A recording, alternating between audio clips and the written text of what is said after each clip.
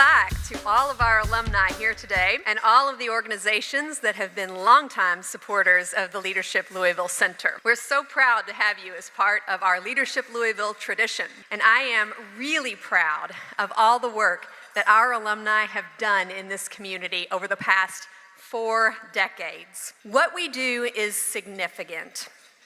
We build networks. Every year, 400 companies engage with us and over 2,000 leaders come through our doors. And that makes us the largest civic leadership program of our kind in the country.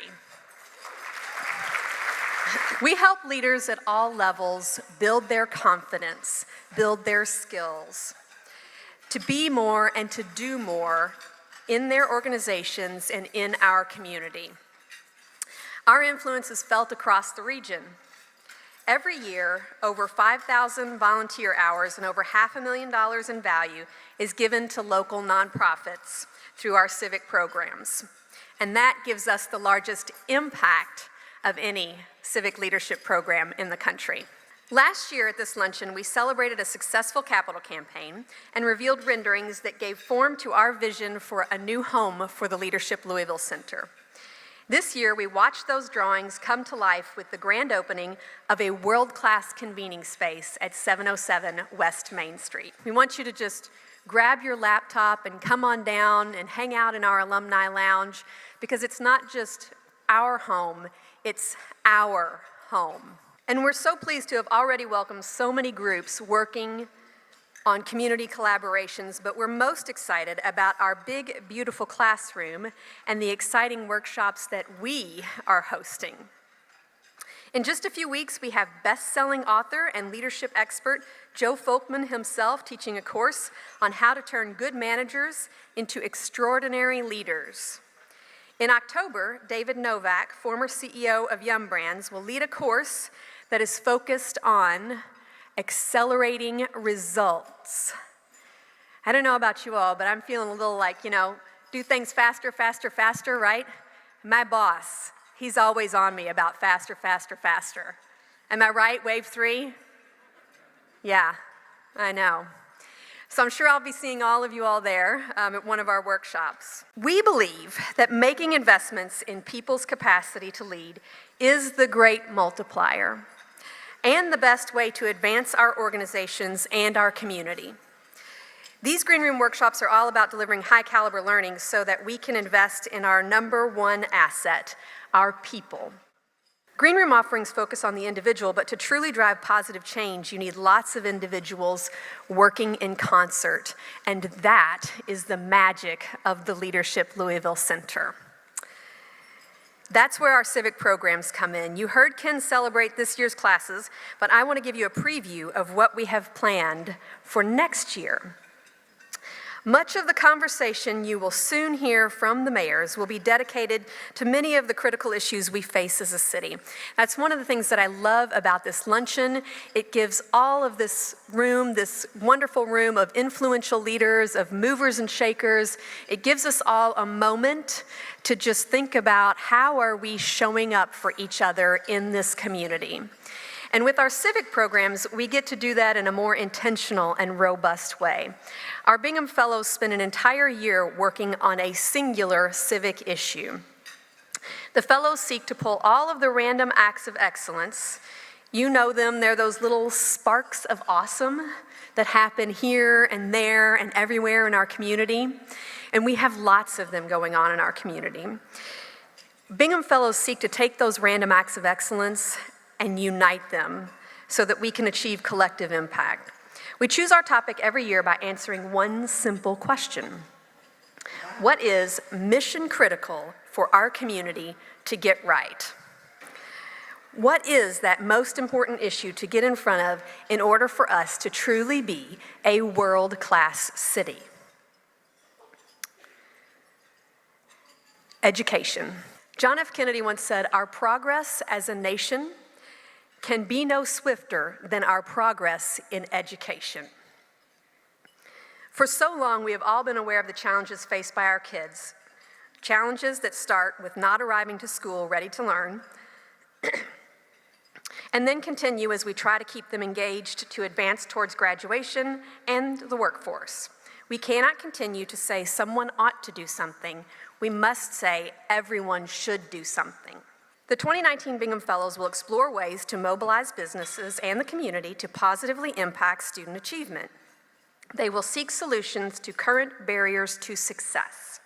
You'll soon hear more about the opportunities to participate in our 2019 Bingham Fellows class and truly be a leader of leaders. Bingham Fellows always brings out a top-notch community of leaders, but I am looking forward to this year being our best year ever, because I am certain that all of you and your organizations are going to want to show up to be part of the solution.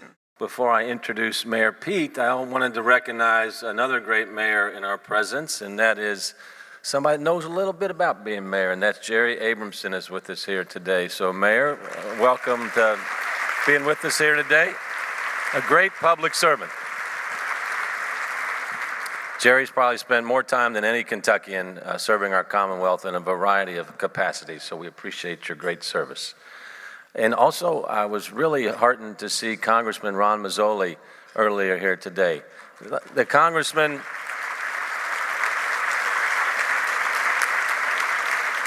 Mazzoli was one of my original inspirations for thinking about public service. He served 24 years in the United States Congress, and we're just so happy to have him here with us today. So thank you, Congressman, for everything that you've done. This afternoon, I am proud to welcome a leader of courage and conviction and a gentleman who's earned a reputation as a rising star amongst America's next generation of political leaders. That's not just my opinion. Former President Barack Obama is a fan of his, and so are many others, including the people of his hometown of South Bend, Indiana. In 2011, they elected Pete Buttigieg mayor with 74% of the vote. He was 29 years old. He was America's youngest mayor of a city with at least 100,000 people. As mayor, he dedicated his administration to innovation, inclusion, transparency, and open data to drive improved performance by government agencies. So he's my kind of guy with that focus. He introduced the 1,000 Homes in 1,000 Days initiative, which demolished or repaired abandoned homes throughout South Bend. That's a big goal. During his second term, he constructed safer, more appealing smart streets as part of an effort to create more thriving downtown. And in 2017, he announced the largest investment in parks and trails in the city's history. And no introduction of the man known as Mayor Pete would be complete without the fact that he's a Harvard graduate, a Rhodes Scholar, a former intelligence officer in the Navy Reserve.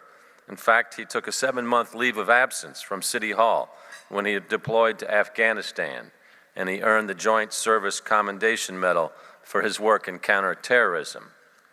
And what I think is one of Mayor Pete's most impressive accomplishments came in a moment of truth for him as a human being and as a mayor in 2015.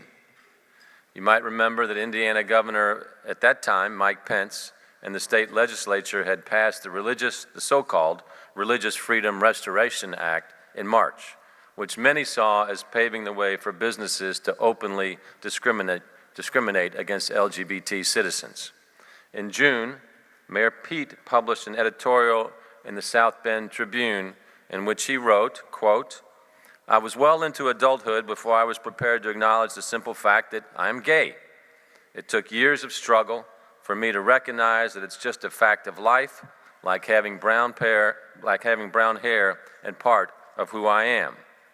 Mayor Pete decided to go public at that moment because he wrote, quote, "For a local student struggling with their sexuality, it might be helpful for an openly gay mayor to send the message that her community will always have a place for her. And for a conservative resident from a different generation whose unease with social change is partly rooted in the impression that he doesn't know anyone gay, perhaps a familiar face can be a reminder that we're all in this together."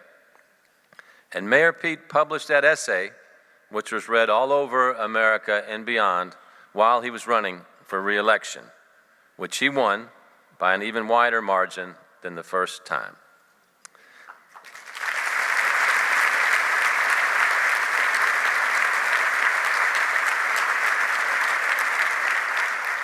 He's a man of many talents.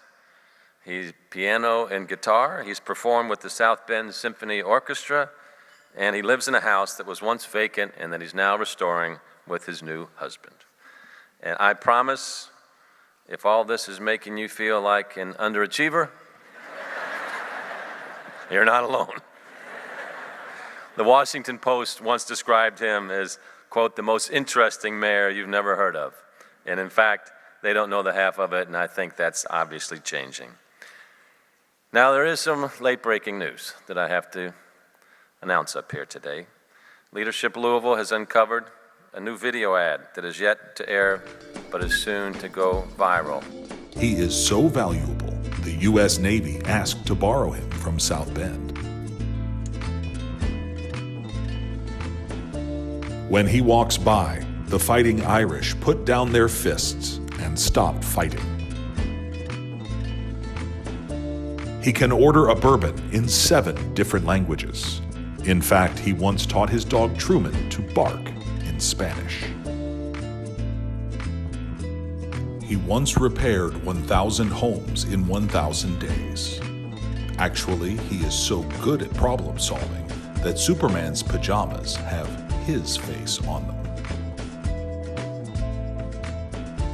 People can't always pronounce his last name, but it's okay, because just like Madonna, Sting, or Bjork, he only needs one. He is the most interesting mayor in the world. Mayor Pete. Please welcome Mayor Pete Buttigieg. Good afternoon, and thank you for that kind introduction. When you're introduced in those terms, it's probably wisest to withdraw before you ruin any of the impression that might have been formed.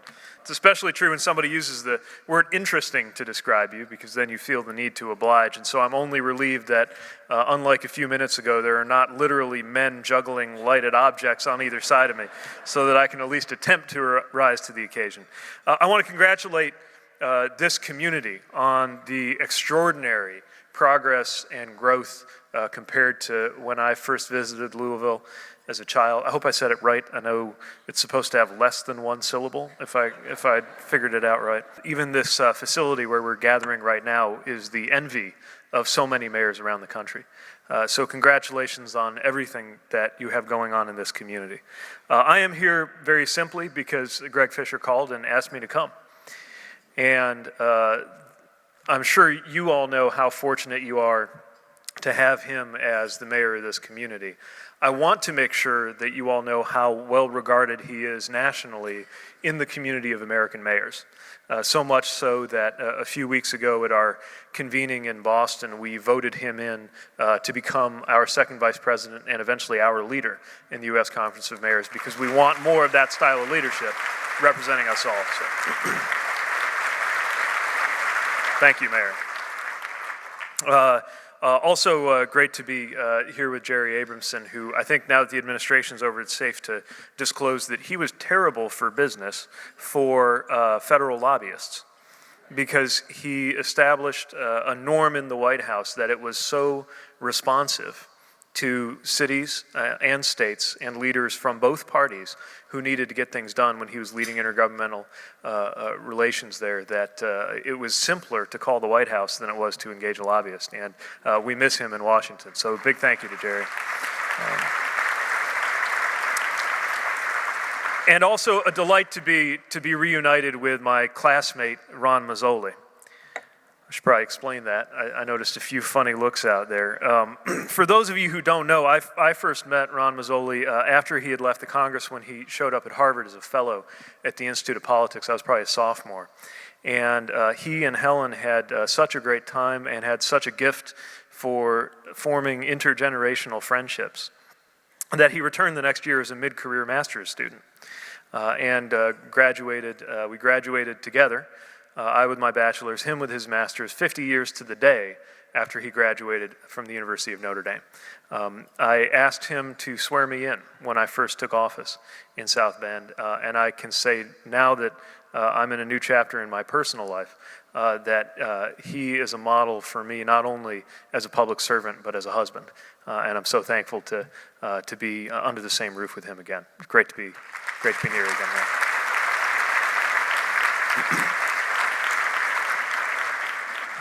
I was asked to discuss three themes, which I'll do very briefly before we have a panel that I hope will be illuminating and interesting. One of them was education and how universities and cities relate to another. Another was automation and the changes that automation and artificial intelligence represent for American communities and American economies. And third, the question of generational change and millennial leadership. All of those, of course, are closely related. And in order to share a little bit about what community and university engagement means to us in South Bend, I should probably begin by sharing a little bit about our community. For those of you who haven't had the pleasure of visiting South Bend, it's important to let you know that even though we're widely known because the University of Notre Dame is in our midst, it is technically outside the city limits, and we grew up not around education, but around industry. We were a company town for Studebaker. And one reason why we have perhaps a more nuanced view toward the discussion going on right now about Amazon's headquarters is we know what happens when you lose 20,000 jobs in one facility in one day. That happened 20 years before I was born, and yet when I was running for mayor, you still heard folks talking about how we could get some version of that to come back. And what we had to do as a community was realize that the only way that we could recapture the energy of the entrepreneurs of the past who created the industrial working and middle class in our city was not to try to recreate the past in which they lived, but to emulate their relentless focus on the future. And for my dime, for a mayor who's trying to do that, given a magic wand to put anything you wanted in your city, a professional sports team, a waterfall, whatever you want, I would ask for a world-class research university. But it only works if it's wired up to the life of the community in the right way. And we have been working very hard to penetrate what I think at some point in our history was regarded as a bubble that kept people from campus, on campus, and integrate them more tightly into the life of the community. Specifically, I believe this means reimagining what a university community even is, especially from the perspective of a city. College Town 1.0, I would argue, regards the university community as almost as any other resident, as warm bodies. And so you think about students, for example, mostly in terms of their needs for coffee shops and their effects on your housing market and whether or not to bust their parties when they're in neighborhoods. Very little about what they're actually there to do, let alone faculty. College Town 2.0, in my view, is engaging the students and the faculty and the professionals at a university at the level of the substance of their work. And a beautiful model of how this can work came about in South Bend. My predecessor got it going, and we've taken it to the next level in the form of the story, which I love to tell, and I promise to keep brief, about how we came to have the smartest sewers in the world. Any mayor knows just how important it is to get your sewers right. They're one of the most important things you don't think about, and if anything ever went wrong with them, you would think of little else. One of the reasons we have the smartest sewers in the world is that public works staff from the city hung around the university and realized that they were creating a technology that would allow them to monitor in real time the flow, which is not unlike traffic, of what was going on in the sewers. To make a very long story short, building on the data from that sensor system, using artificial intelligence to interpret that data through tens of thousands of simulations, we believe that we have taken a $1 billion problem complying with the Clean Water Act and cut the cost of that in half, which in a community where the per capita income is still below $20,000 means that we have saved perhaps $5,000 for every man, woman, and child in the city. But perhaps most importantly, thank you, we're proud of it. Perhaps most importantly, the intellectual property that came out of that collaboration from a city that was willing to be a test bed, a sort of a guinea pig for new technology, that intellectual property turned into a company that is now employing tech workers and growing at a phenomenal pace, selling that same technology to other communities that need it around the world. It's an example of what can happen when a university community comes to regard the city or town that it's in as more than just a service project. It's what happens when you realize that the true test of a great college town is two-way. Not only that the city be better off that one of its large institutions is a university as opposed to a hospital or a company or some other big institutional player, but also making sure that the university is authentically better off because it is in that community and not some other community. And there are opportunities to engage at every level of what happens. If you have some of the foremost researchers or even students in the world in a given field in your midst, why not put them to work on that? We have the Bowman Creek educational ecosystem. I knew something was changing in our city. When I showed up on campus, I was speaking to a group of freshmen. I had my little potted speech about how, okay, you know you're at Notre Dame, but there's also this place called South Bend. You should come into the city limits, visit every once in a while, spend money in our restaurants and bars. Try to let them know that South Bend existed. And we got to Q&A, and this freshman raised his hand. Freshman from China raised his hand. And I called on him, and he said, I was just wondering what was going on with funding for the Bowman Creek educational program, because I heard that the remediation of that underground river was going well, but then I couldn't tell if the funding got held up. I didn't know the answer to his question. And it shows that you can capture the attention of students and faculty working on interesting things by giving them a chance to work and apply what they're best at. In this case, civil engineers working side by side with anthropologists in one of the most economically challenged areas of our city to daylight an environmentally impaired underground tributary, and in the course of that, empower the surrounding neighborhood from the high school to the neighborhood association to the minority churches, working side by side. And I believe that makes the students better off, not just the community, because a student, when she's competing with 20 other people for the same engineering job, will be competing with people with roughly equal talent. But she will have been able to demonstrate how she connected that talent with a sense of purpose. And who would you rather put in front of a client, especially when you know that they know what it's like to engage a tough customer at a neighborhood meeting? Those are the kinds of collaborations, authentic collaborations at the level of the substance of the work, that I believe make a great city-university partnership. And this can be done. There are more obvious ways to do it: civil engineering, urban planning, business law. It should be pretty easy to figure out ways to connect that up. But also what I would call the non-obvious departments. Pittsburgh engaged a philosophy program on public deliberation to help them publicly deliberate about searching for a new police chief. I would argue that there is no field of human inquiry which cannot be applied to the life of a city. And a city that wants to get the most out of a university partnership would do well to engage. This will be especially important given the changing challenges that are coming before American communities. And that is why we thought it was important, and I have the privilege of chairing the U.S. Conference of Mayors Task Force on the subject of automation. How cities and communities should prepare for what's been called the new machine age, and the changes that are happening when it comes to automation and artificial intelligence. First of all, cities are, perhaps more than we realize, and mayors are, consumers of this technology. We are automating, for example, as I shared earlier, the analysis of our sewer data to get better results. We've also automated parts of how our trash trucks pick up solid waste. This is only going to increase, but it is extremely important as we turn to automation that we do not use automated technologies that may replicate our greatest weaknesses. For example, there is a great deal of data that shows that if we are not careful, automation can encode the biases that are built into the people who program these automated technologies. Just to give you one example that was given to me by a researcher presenting at our task force. If you take the sentence, "She is a doctor, he is a nurse," and you type it into Google Translate. By the way, the AI capabilities of those Google tools are extraordinary. Have you ever gotten an email and you go to reply and your Gmail has suggested verbatim what you were about to type? It's brilliant, right? It's creepy. Well, the same technology is behind the translation services, because machine translation without artificial intelligence is always clunkier. So it starts doing what it thinks you would have wanted it to do. And if you say, "She is a doctor, he is a nurse," and you put it into Turkish, which has no gender pronouns, and then you take that Turkish phrase and you open up a new window in Google Translate and you click Translate to English, you get, "He is a doctor, she is a nurse." Not because there's some sexist programmer at Google trying to cause problems.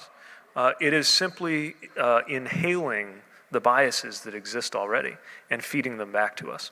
So if we're going to use automated technology for public purposes, we have to be intentional about how to compensate for those built-in biases. The second, and probably the more optimistic look at it, is that routine planning and policy decisions we make are about to have their answers changed. Think about how land use changes. If most of our driving 20 years from now will be done by Uber-style vehicles that don't have drivers, that you just summon. You don't even own it. You just bring it over, you get in it, and when you're done, you step out, and it goes and parks somewhere where land is abundant. Think of how many compelling downtown development proposals have died because nobody could figure out the problem of parking.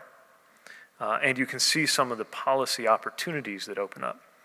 Then there's the level of macroeconomics, the one that we probably need to be most concerned about, where by some estimates, 73 million jobs in the United States by 2030, which is not that far off, will be changed or threatened or disrupted by automation. Now, this doesn't always mean they'll go away.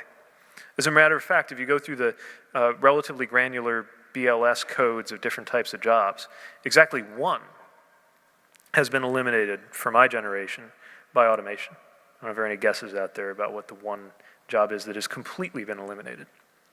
Elevator operator. And up until a few years ago, we had elevator operators in South Bend. They're lovely people. But for the most part, it's that the functions and the combination of tasks that make up these jobs are changing and will continue to change. And nothing could be more important than education when it comes to how we're going to cope with those changes. But even more than that, and this is especially acute for somebody like me with family in Scott County, Indiana, where we have seen a spike in what are increasingly referred to as deaths from despair. The consequences of the sense of dislocation that comes from a fundamentally different relationship to the workplace than we had before. My generation will change careers more often than my parents' generation changed jobs. And this trend is likely to accelerate. And so we no longer can prepare or assume that we're going to live in a world where your sense of community and identity and purpose comes from the workplace, even if we can solve how to get a dislocated worker the income they used to have. That doesn't necessarily mean we have provided the sense of purpose that there used to be. I believe that the city itself might be the answer to this problem. Because there are a bunch of people in my community, and they're the kinds of people that I've met in this room today. I can tell you exactly what they do for the community, what their identity and purpose is in terms of their relationship to the city. She chairs the theater board. This is the guy who does the interesting Instagram photos of what's happening around the West Side and makes our industrial decay being transformed into new economic opportunity look beautiful. This is the person that runs those podcasts. This is the one who organizes the talks. And then I realized, I don't know beans about their day job. I don't even know what their day job is. They have found their purpose in the community life and in what they can offer. And the job may or may not be important, may or may not be purposeful, but you'll also notice that many of the people with the most interesting and purposeful jobs have jobs that are very difficult to explain or to describe. Community may very well be the answer to the deepest level of problems that are being served up to us by the changes happening around us. Which brings me to the last theme that I wanted to briefly mention, which is that of millennial leadership. And I've always been leery of talking about millennial stuff. First of all, I only qualify as a millennial by a margin of about 19 days. I was born in January. But also because I'm never totally comfortable as a left-handed intellectual, red state, antique gun collecting, gay veteran, Maltese American.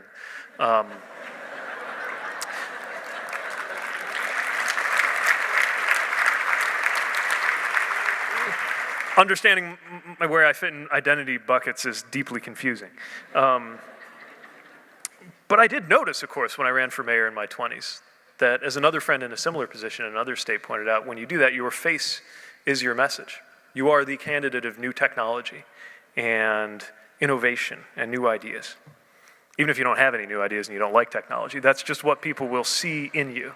And if you win, you have a mandate, more than a mandate. You have pressure and an expectation to deliver on those, to deliver on innovation, which is not the same thing as technology. Running for office at that age is an act of faith in your community.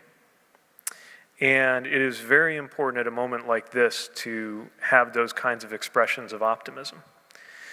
Because we are a generation, I mean, no generation really can afford it, but certainly we are a generation that cannot afford the luxury of pessimism. We are the generation that has already furnished most of the people who fought in the wars after 9/11. The school shooting generation. The generation that stands to be the first to make less than our parents unless something changes in our economic trajectory. We are the generation that will face new forms of security challenges, not just the ones we know about, like neighborhood security or counterterrorism security or border security, which gets a lot of attention now, but cybersecurity, election security, climate security. We had a 1,000-year flood in South Bend, 1,000-year rainfall. They told me it happens once every 1,000 years, statistically. We then had a 500-year flood 2 years later. So either I have unbelievable statistical luck, or something is changing. We can't debate whether climate security is a thing. We just need to figure out how we're going to deal with it, especially any community that is anywhere near a river. We are expected to deliver answers on these issues. And yet there is a combination of, I think, local loyalty and connectedness that will make this generation one that has a tremendous amount to offer the life of our communities. And that, I hope, will be the stuff of a new American greatness. And it may be unusual for people from my side of the aisle right now to feel comfortable using America and great in the same sentence. But I am convinced, and maybe this is just the mayor's eye view, I'm convinced that American greatness, more than anything, lies in the community. It lies in the everyday.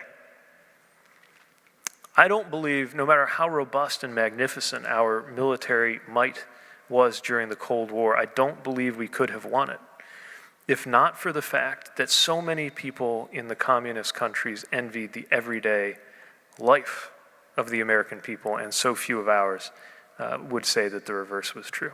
And that is the function of an exquisitely local process of public, private, and social sector leadership. It is why, if only because it takes off the table the basic questions of how to survive and function, it is why the most unglamorous, inelegant matters of local governance, like sewers, are intimately connected to the meaning of life.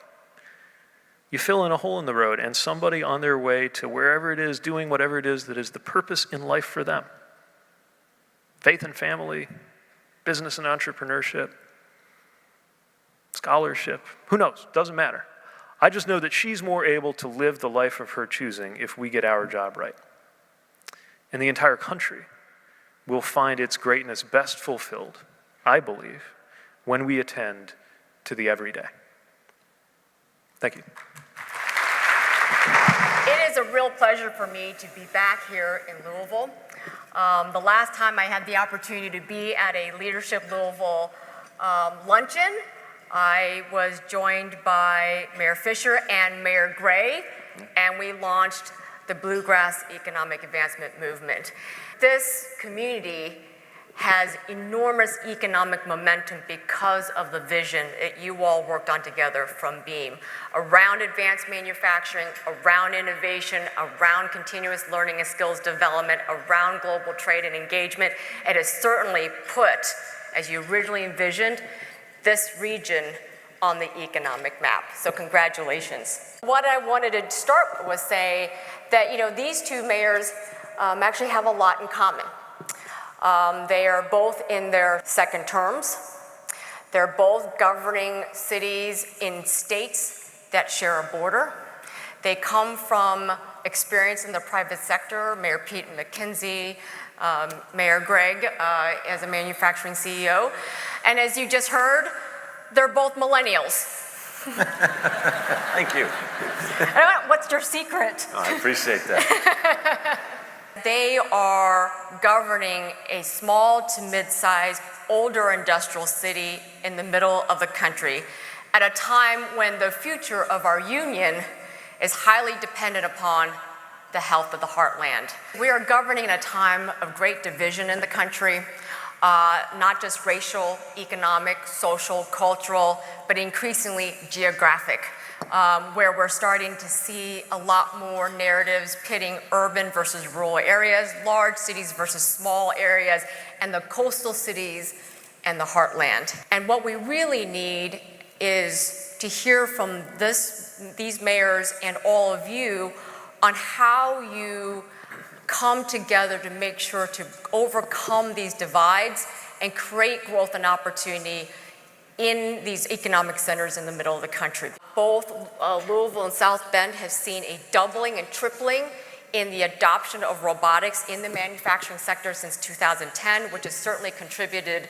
to worker anxieties and displacement in parts of their communities. And note, I want to reinforce that robotics is only one of the technologies that is contributing to the replacement of tasks. Obviously, there's artificial intelligence, there's cloud computing, there's machine learning, there's the Internet of Things. The retail sector, the transportation, parts of the logistics sector are particularly going to see continued high risk. The economy is actually generating net new jobs amidst all of this automation, which means, in fact, we actually need more technological adoption in our industries, not less.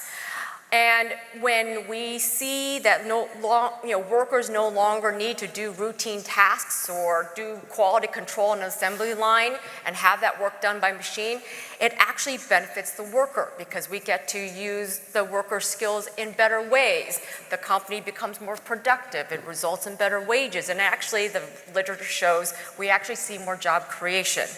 But we can't overlook the reality that a lot of these new technologies also create a lot of uncertainty, dislocation, or really long transitions for certain workers and firms in our community. All of these new technologies will require workers to have a different set of skills to complement that technology. In 2002, which is before Facebook, Twitter, and iPhone even existed, you can see over half of the jobs in this country did not require a worker to have a lot of digital competency. And what we mean by that is a worker didn't really need to have strong computer or technical skills or didn't use a computer in their daily task. But if you fast forward to 2016, what you see is how that has dramatically changed. 70% of all jobs now require a worker to have a mid or high level of digital competency, and a lot of this happening in the career pathways of low and mid-skilled workers. All of this churn is also happening when the entrepreneurs and the workers entering this new economy are increasingly persons of color. We've all are aware of this. In fact, the Census Bureau announced this past couple months ago that for the first time in census history, the absolute number of white people in the country has gone down. And this shows the generational shift with the generation of children in our school systems becoming majority of color. The challenge of all this demographic change is that in many respects, this is a demographic dividend for the United States. This is one of our greatest strengths as a community and as an economy. But we are not doing a very good job of ensuring that our workers of color are taking part in the tech economy. These are Louisville's numbers, and what you see is 12.8% of all workers in this community or in this region is African American, but only 1.5% of African Americans actually work in a computer-related job. Preparing a much more diverse workforce for the opportunities in the digital economy, it will pay off. How can Louisville, South Bend, and other mid-sized communities continue to be the driver and epicenter of growth and opportunity in this age of rapid digitalization and demographic change? What's your general reaction to this mandate and this challenge? Is this how you see the work that you're doing in this community?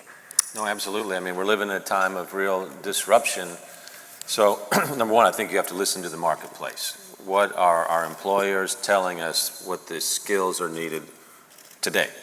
And then how do we design a system so that it's meeting those skills? So that's what our Cradle to Career system of lifelong learning is all about. It starts with the pull from what we call 21st century careers from the workforce, and then it cascades back down through our post-secondary experiences into our public school system. And then we have an umbrella of equity over the whole thing. You know, a lot of folks are like, what's equity all about? Why is it needed? Look, there's an awakening, obviously, in our country and in our cities that our history has not always produced the best results from an equitable standpoint. Demographics are destiny, as Amy just showed here. Our world is changing. Half of the kids under the age of 10 right now are not white. By the year 2040, our country is going to be majority non-white. So how are we preparing for a different future in terms of workforce skills? That's an economic argument. There's a moral argument that we should be doing it as well, and there's a public safety argument that we should be doing it. It's the right thing to do. What so many communities face right now is that kids without advantage show up 3 years behind their advantaged peers in kindergarten at the age of 6.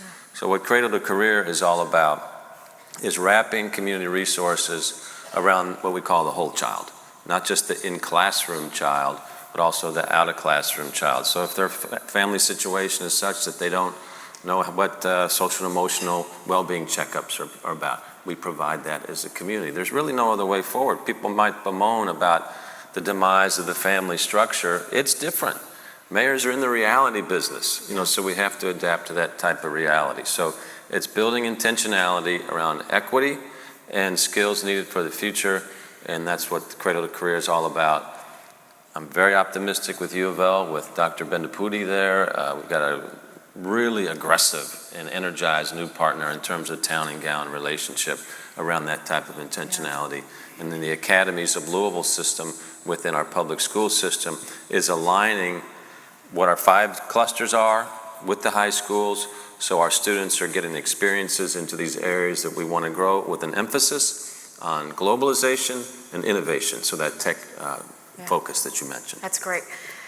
Mayor Pete, you spent a lot of time talking today about how you've been really leaning into integrating these new technologies, whether it's in sewer and a lot of public services. It's imperative to get this right, and some of these steps are really basic, like understanding that our physical and social infrastructure, that also includes digital infrastructure. So just making sure there is access to the kinds of technological learning that are going to help establish whether people succeed.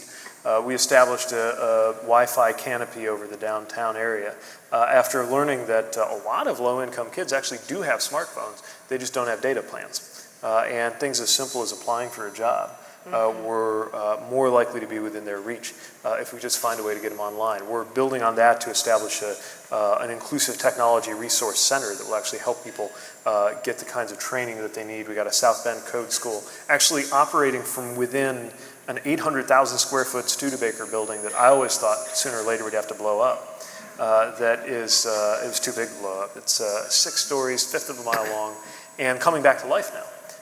Partly because it turns out that it sits on a confluence of fiber optic cable that followed all the old railway lines that made sense in the Studebaker days. So we can take a lot of elements of what we already have and knit them together in wise ways to help empower people across the digital divide rather than allow it to get worse. We gain very little by behaving as if some of these trends can be reversed. And we need to find the success stories of where being better connected to the rest of the world and being in a more technological world can benefit everybody, including the kinds, for example, of middle American blue-collar industrial workers who have been most vulnerable. Give you one example of this. The headquarters of AM General, which makes Hummers, is in South Bend. And they had a commercial line that made the Hummers that were for a time popular on the commercial market. They got a 3-year contract to make Mercedes R-Class vehicles, which is an SUV. If you've never seen an R-Class on the road, it's because they're only sold to China. So I've got American union auto workers making German cars going to Chinese customers. And these kinds of stories need to be told. When that contract ended, the facility was sold to a new company, headquartered in Silicon Valley, backed by Chinese investment, making electrical vehicles that they hope will compete with Tesla by next year.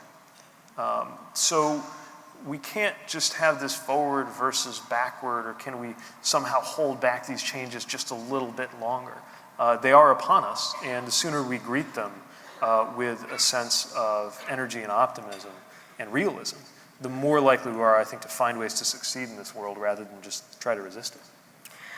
Amy, can I make a comment about infrastructure? Yes, Got 1,000 please. Louisvillians right here. We have a sewer problem, okay? And we know how to fix it, okay? But, the great American dream is we want everything, but we don't want to pay for it. It doesn't work that way. MSD's got a critical repair plan that has been presented to the public. We need to encourage our Metro Council members to have the courage to vote for a rate increase. And we're going to try to get by all this election season where people can have more courage after it's over. But when you see these sewer collapses taking place in the city, we know where the most likely collapses are, why they're happening. We don't have the funds to do it. So please, sewers, water lines are like arteries and veins. We need them to operate. So please give your council representatives the courage to vote for these things. It comes down to a couple dollars a month. We can do this. The other aspect of infrastructure that we've talked about is digital redlining. Yeah. Now, just how redlining took place in the past, where you couldn't get a mortgage if you lived in a redlined area. 99% of the people that lived in those areas were African American, by the way. There was a form of digital redlining that most of the cities around America saw. With our innovation efforts, we started something called Speed Up Louisville, where you could measure both your upload and download speeds. And we found that despite commercial promises, low speed, low access were in our low income areas. That's why one of the reasons why we recruited Google Fiber to town. And you might have noticed when they launched in Portland and they launched in Newburgh, traditionally underinvested areas in our community, because we wanted to send a message about getting everybody onto the digital on-ramp. Our kids cannot be successful in school if they do not have high-speed internet access. It's a basic, just like having water to your house. We're putting municipal fiber in place right now, starting through our low-income areas so people can get online cheaper and quicker. So this is a really important part for developing out a whole city policy, not only around commercial success, but equity as well, for people that have traditionally been at the end of the line. The question I have for both of you is, how are you thinking about creating new capabilities in these technologies with industry? How are you thinking about economic diversification, helping your existing industries continue to modernize? Mayors do have a role in this. How are you creating that ecosystem? So it's imperative to think about this, I think, in really broad terms as well as specific ones. So the specific challenge is, we know that we have a shortage in this particular area, and we've got to develop a program, ideally a partnership between a business or an industry and our network of community colleges to try to create the relevant kind of certifications, right? That should be happening. Sometimes it does, sometimes it doesn't, but you need that to happen. But the bigger challenge is, I think, the kinds of skills that are going to be called for as the technology changes will become more and more sophisticated. And I'm not just talking about what's expected of a PhD or university-educated person. Another great example about automation that helps cut through some of the doom and gloom or kind of black and white way that it's talked about. The arrival of the ATM. It was believed that the arrival of the ATM would mean the end of the kind of frontline retail banking staff person. Why would you have tellers if you have automatic teller machines? The number of people employed in that area actually went up for a time after the ATM was rolled out. But the kind of work they did was different, right? It wasn't that mechanical, physical, repeatable, get the money out of this drawer and hand it to somebody. It was much more likely to be helping somebody with a slightly complicated question about their account or navigating them through the bank in some way. And so it actually required more in terms of engagement, problem solving, critical thinking. So we need to understand that these kinds of skills will be required of everybody from a retail worker to somebody working a CNC machine on a shop floor that increasingly looks not like a manufacturing machine, but like a computer. And creating the environment that will lead to that kind of skill development, I think, is a much bigger challenge than simply saying, okay, we need more people in underwater welding and we're going to build up the number of certificates we generate in that field. Yeah. You know, our existential challenge as a community for us to be that next emerging city, medium-sized city. People talk about us, you know, there was Austin, there was Nashville, now it's like, is Louisville going to be that next city? Can we take our 5 economic development clusters that we have around advanced manufacturing, wellness and aging care, food and beverage, logistics and e-commerce and business services, and solidly place those as 21st century facing clusters? You can contrast that, let's say, to a city like San Diego, whose clusters would be biopharmaceuticals, software as a service. Those clearly have got a long runway in front of them, but cities in our part of the country have more legacy type of things. So how do we transition those with a focus on innovation and exports, globalization, so we're relevant in the 21st century? So we're making that transition. That's the good news. Let's take a look at a case study in logistics and e-commerce. UPS is the biggest employer in our city, about 23,000 employees. With that whole logistics cluster and Worldport comes lots of warehouses. And with those warehouses comes lots of jobs that are below national median wage jobs. How do we change logistics and e-commerce to where that focus is more on we're the home for software developers, for supply chain management and logistics, for social media, for internet engineers?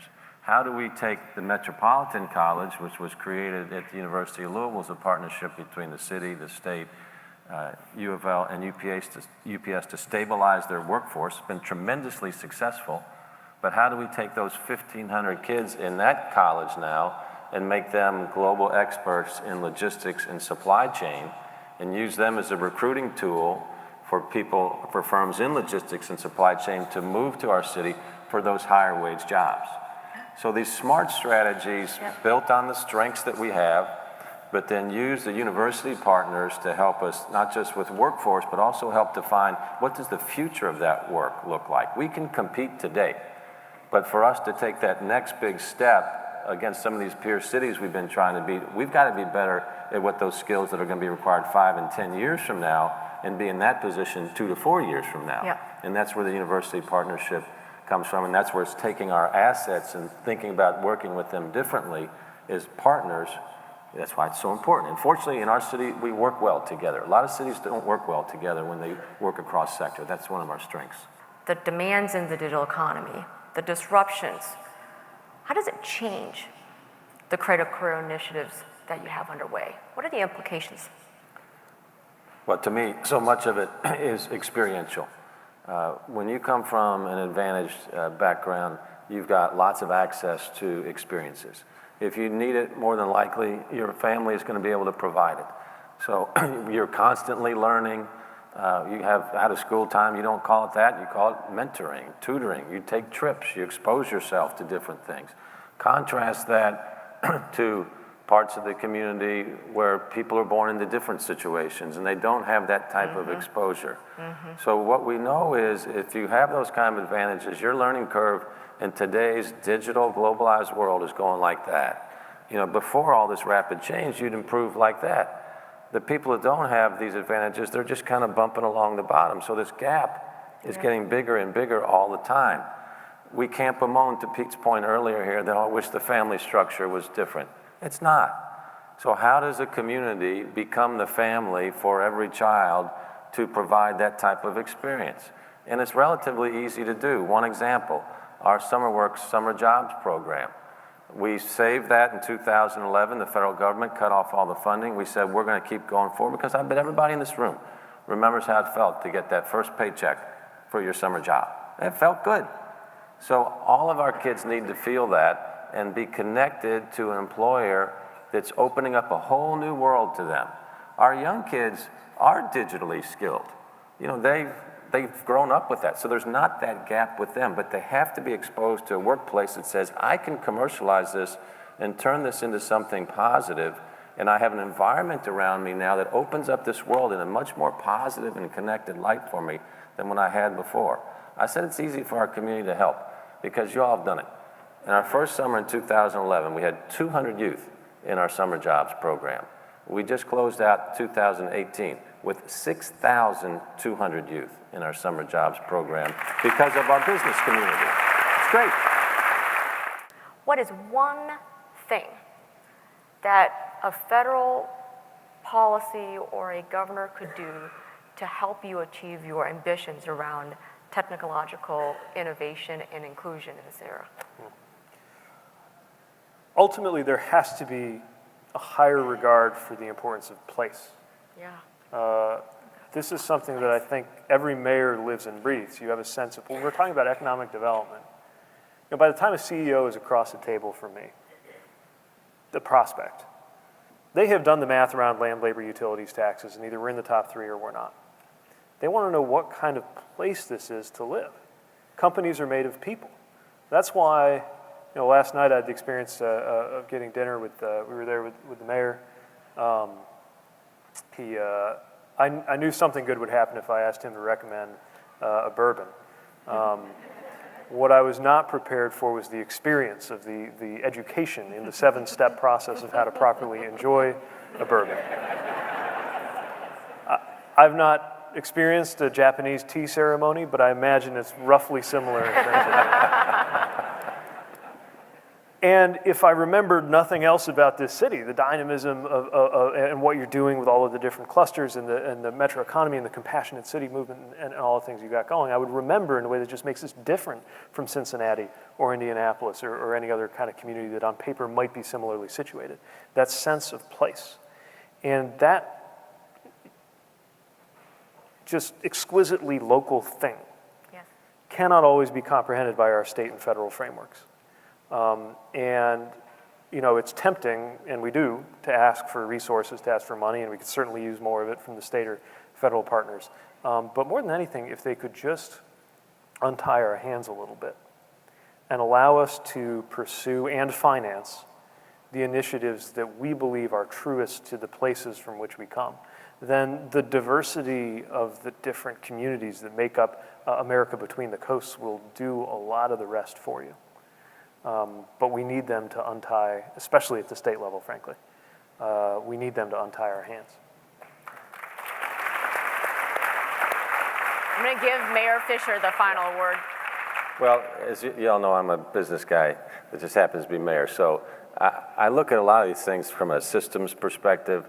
And when you think about the results that we're getting as a country in our cities, it's the result of the way systems are designed. Why do we get the outcomes in our education system? It's because our housing system, or food security, welfare systems. These are systems that were developed for a time that was 50 to 80 years ago. And our country has fundamentally shifted.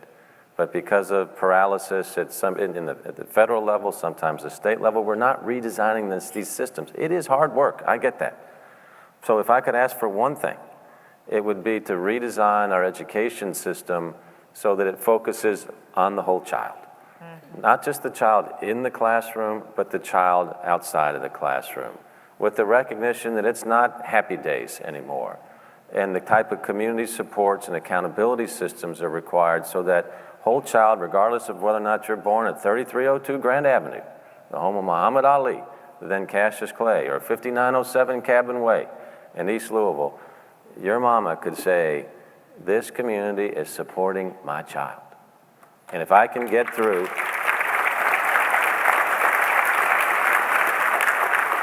and if I can get him or her through high school, there's a scholarship opportunity there for a post-secondary experience that will provide a living wage and hope for the future. And you know what? That's good for everybody. Nobody loses at anything like that. We need that abundance mentality so when we see folks that maybe don't quite have it, that we say, your success is our success.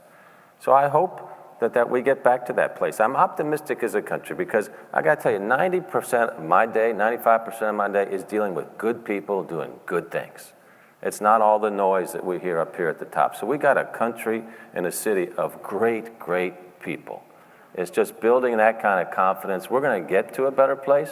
The question is, let's just minimize the time that it's going to get there. So I'm confident about the future. Join me in thanking Mayor Pete and Mayor Fisher in the